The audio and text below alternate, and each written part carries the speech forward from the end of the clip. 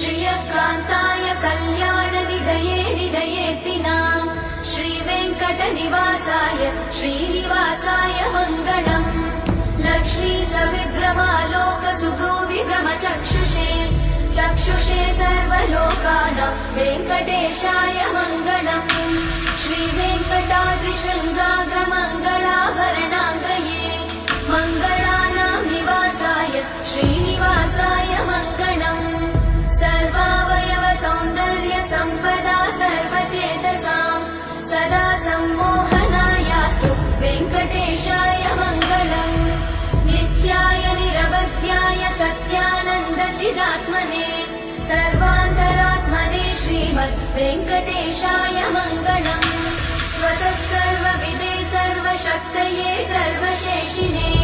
सुलभाय सुशीलाय वेङ्कटेशाय मङ्गलम्।